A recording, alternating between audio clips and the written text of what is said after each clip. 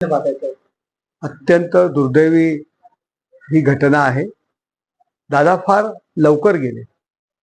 महाराष्ट्रातील राजकारणातील वक्तशीरपणा आणि जर काम होत असेल तर हो म्हणणारे, नाही होत असेल तर नाही म्हणणारे, प्रत्येक गोष्टीत कायदा कानून याचा योग्य तो वापर झाला पाहिजे अशा विचारांचे फार कमी नेते या देशात आहेत। त्यातले दादा एक होते। दादांनी महाराष्ट्राच्या राजकारणामध्ये स्वतःचं वेगळं अस्तित्व निर्माण केलं होतं।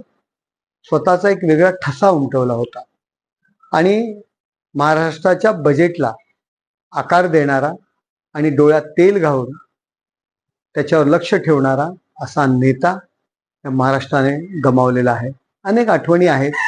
माझा तसा काही असा वारंवार त्यांच्याशी असा संबंध येत नव्हता। ज्यावेळी ते आमच्या बरोबर सत्तेत आले त्यापूर्वी ते लोकशाही आघाडीचे घटक होते। ते अनेक वेळा त्यांच्यावरती, त्यांच्या भूमिकेवरती मी टीका केली, परंतु ज्यावेळी मी खासदार झालो, त्यांना भेटायला गेलो, त्या आजूबाजूच्या कार्यकर्त्यांना, आजूबाजूच्या लोकांना कार्यकर्ता खासदार होतो, काम करत राहा, याचं एकमेव उदाहरण नरेश मस्के असं त्यांनी 4 लोकांना सांगितलं। त्यावेळी मी खरंच खूप भारावून गेलो।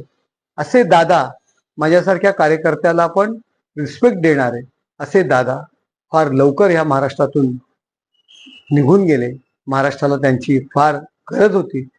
खूप मोठी पोकळी त्यामुळे निर्माण झालेली आणि भरून न निघणारी ही पोकळी आहे। अशा तुम्ही देखील भावुक झालेला आहात, डोळ्यात अश्रू देखील आलेले आहात ज्यावेळी तुम्हाला ही बातमी कळली। आधी ह्याच्यावर विश्वासच होत नव्हता। असं कसं होऊ शकतं? नियम पाळणारे, वक्तशीर असणारे दादा एक प्लेन क्रॅश मध्ये जातात। फार वाईट वाटलं, परंतु नियतीपुढे कोणाचं काही चालत नाही।